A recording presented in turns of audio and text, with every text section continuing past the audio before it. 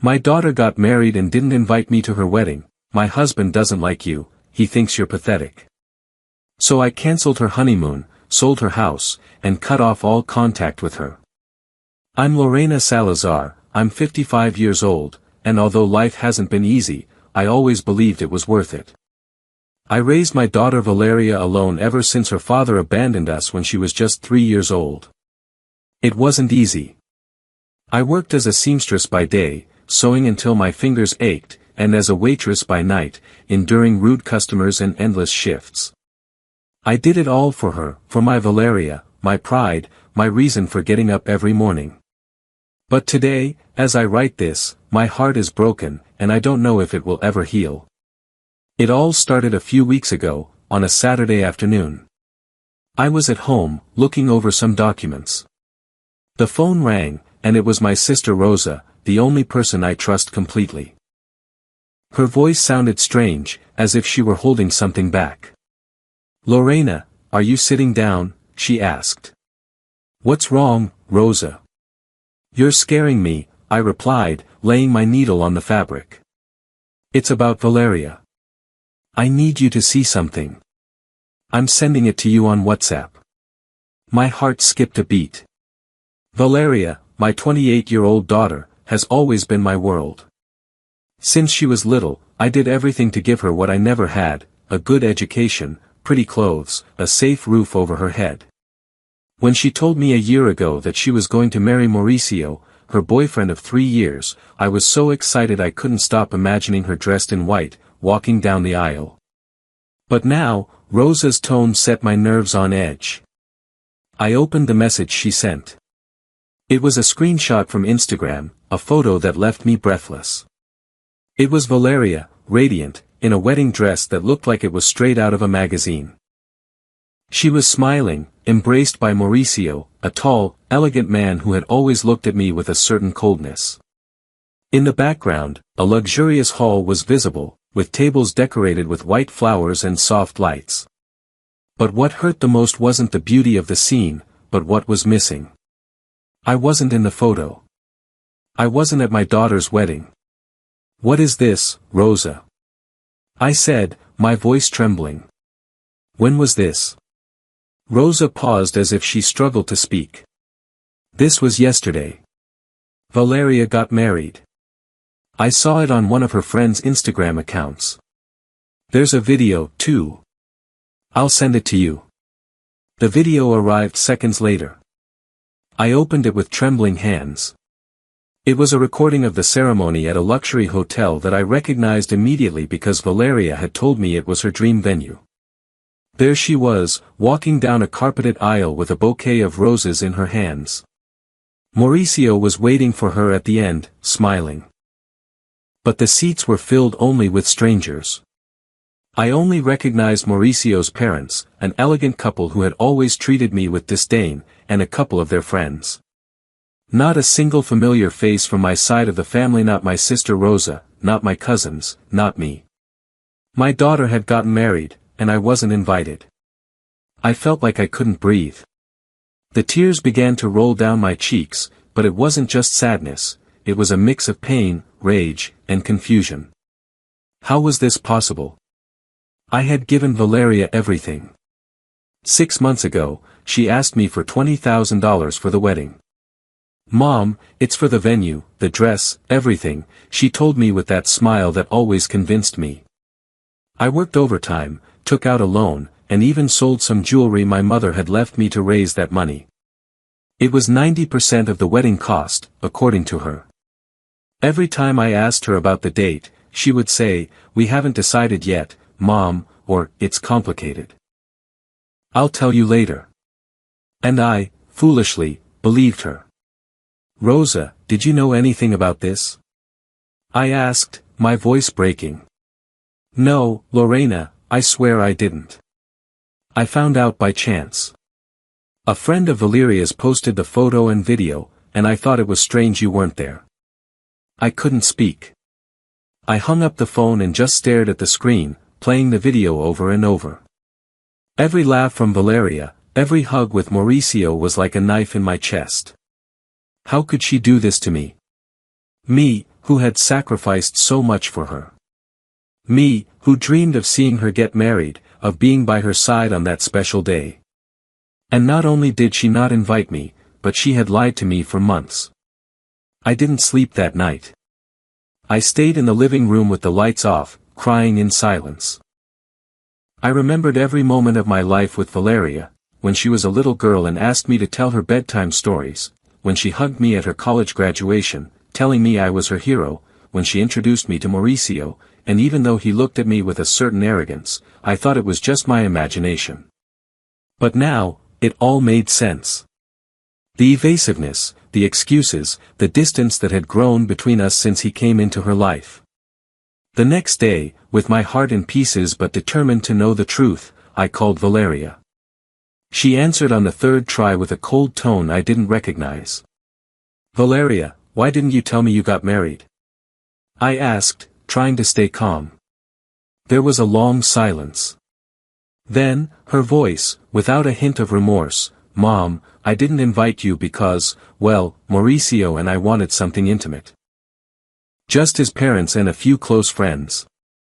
"Intimate," I repeated, feeling the rage begin to boil inside me. "And I'm not important enough to be there. I gave you $20,000 for that wedding, Valeria.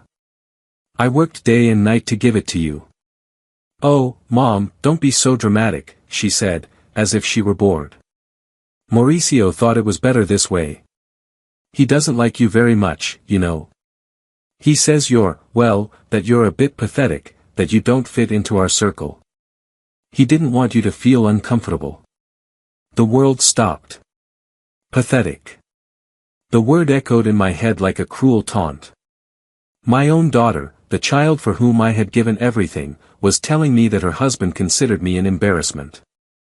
I felt something inside me break, but it wasn't just sadness, it was dignity. It was the exhaustion from a life of sacrifices that apparently meant nothing to her. "Valeria," I said, my voice firm though I was trembling inside, "don't ever call me again. I don't want to hear from you ever again." I hung up before she could respond. The tears returned, but this time they weren't of sorrow. They were of rage, a fury I didn't know I carried within me. For years, I had put Valeria above everything, even myself. I had worked to the point of exhaustion. I had given up my own dreams so she could have hers. And now she had betrayed me in the worst possible way. But I wasn't going to just sit there and cry. No, this time there was something I could still do, something that would give me back a bit of control over my life. For months, I had been planning a surprise for Valeria and Mauricio. I had secretly paid for a honeymoon, a $10,000 trip I wanted to give them as a sign of my love. I had also bought a house for them, a pretty little house on the outskirts of the city that cost me $250,000 of my savings and a loan I was still paying off. But if Valeria and her husband thought they could humiliate me and continue to enjoy my sacrifice, they were sorely mistaken. That very afternoon, I called the travel agency, canceled the honeymoon, and got back the $10,000 deposit. It wasn't easy, I had to argue with the agent, but in the end, I succeeded. Then, I contacted the real estate agent who had helped me with the house. I told him I wanted to sell it as soon as possible. I didn't care if they offered me a little less than what I had paid. I wanted it gone from my life, just like Valeria. Meanwhile, I changed the locks on the house to make sure Valeria and Mauricio couldn't get in. Their things, the few they had left there while decorating the place, I took out and put in a storage unit. I didn't want anything that reminded me of them. Within a week, the house was sold, and I had $250,000 in my account. When Valeria found out, she called me, hysterical. Her voice, which had once broken my heart, now only filled me with a strange calm. "Mom, how could you do this to me?" she screamed. "It was our house. It was our future. You have no right." "You have no right, Valeria," I replied, with a coldness I didn't even know I possessed. "You excluded me from your life. You called me pathetic. Now live with the consequences." I hung up and blocked her number. I blocked her social media, everything. I changed my phone number and asked Rosa not to give my new information to anyone. I didn't want to hear from her ever again. But the next day, I was sitting in my living room organizing bills for my upcoming trip to Europe when I heard a loud knock on the door. It wasn't a gentle knock, it was the kind that signals trouble. My heart raced, but something inside me already knew who was on the other side. I opened the door, and there they were, Valeria, her face red with fury and tears, and Mauricio behind her, with that arrogant look that always set my nerves on edge. His eyes dripped with contempt, but also desperation. They didn't even give me time to say a word before they started screaming. "Mom, how could you do this to me?" Valeria screamed, her voice breaking with a mix of rage and tears.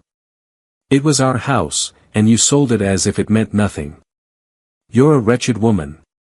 Her words hit me like a punch, but I didn't let myself be intimidated.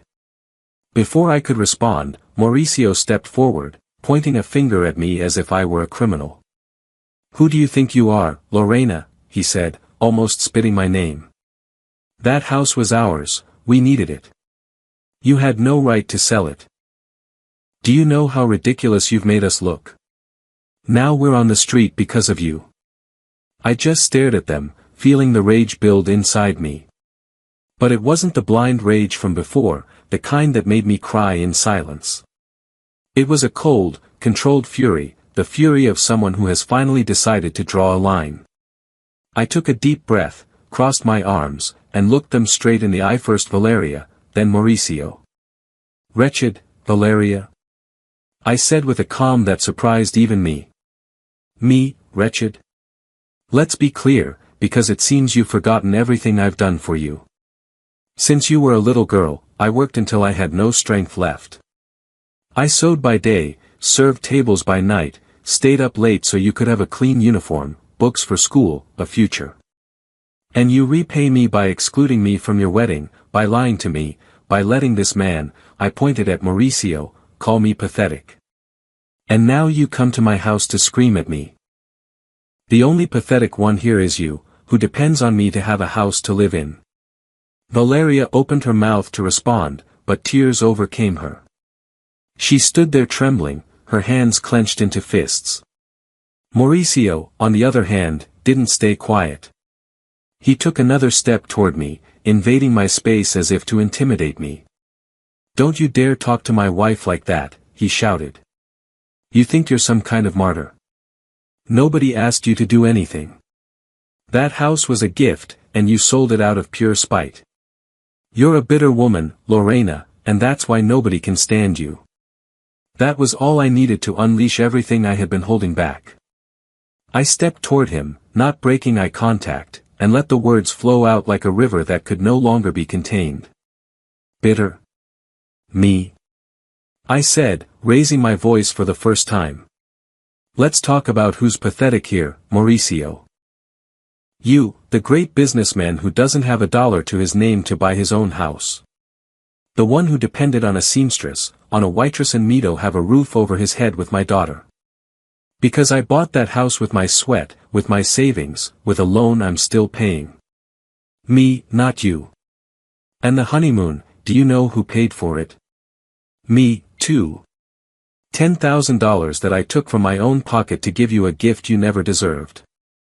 But you, Mauricio, you had the audacity to call me pathetic, to convince my own daughter that I didn't deserve to be at her wedding. And now you come to my house to make demands. The only ridiculous one here is you, who can't even provide for his wife without my help." Mauricio turned pale. For a moment, it looked like he was going to respond, but his lips just trembled as if he couldn't find the words. Valeria, however, let out a sob and covered her face with her hands. "Mom, please," she said, almost whispering. "I didn't want this to happen. Mauricio said it was better not to invite you, that you wouldn't fit in with his parents, with his friends. I just wanted everything to be perfect. You didn't want to hurt me, Valeria. You made your choice," I said, looking her in the eyes. "You chose Mauricio over me. You chose to lie to me, to exclude me, to humiliate me. Now live with it. And you, Mauricio, don't you ever set foot in my house again. I don't want to see either of you ever again. I took a step back and closed the door in their faces. I heard Valeria sobbing and calling my name from the other side, while Mauricio muttered something I couldn't make out. I leaned against the door, my heart pounding. But I didn't open it. I couldn't. A few minutes later, I heard their footsteps fade and the sound of a car starting. I sat on the sofa, trembling, but not from fear, from a strange sense of calm. I had said everything I needed to say. For the first time in my life, I had defended myself. The following days were a whirlwind. With the money from the house and the honeymoon, I made a decision I never thought I would. I put myself first. I booked a trip to Europe, something I had always dreamed of but never thought possible.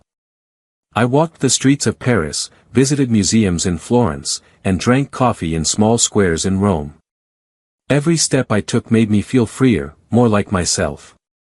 When I returned, I used part of the money to open a clothing boutique, a dream I had abandoned years ago to take care of Valeria. My friends, the few but loyal ones I have, supported me every step of the way. A few weeks after the confrontation, while I was in a store buying fabric for the boutique, Rosa called. Her voice had that serious tone she always used when she had important news. "Lorena, brace yourself for what I'm about to tell you," she said bluntly. "Mauricio has filed for divorce from Valeria." I stood frozen, a bolt of blue fabric in my hands. I didn't know what to feel. A part of me wanted to jump for joy because Mauricio, that arrogant man who had humiliated me, was out of my daughter's life. But another part, the mother still living inside me, felt a pang of sadness. "Divorce?" I asked, trying to process it. "What happened?" Rosa sighed on the other end of the line. According to one of Valeria's friends, Mauricio kicked her out of the apartment they were renting. He said she had embarrassed him by losing the house you bought for them. He called her useless. He said she was good for nothing, that because of her, they were now in a humiliating situation. Apparently, he was expecting the house to be his financial lifeline, because his businesses aren't doing as well as he pretends. Without the house, without the trip, and without your support, he decided Valeria wasn't worth it. I couldn't believe it.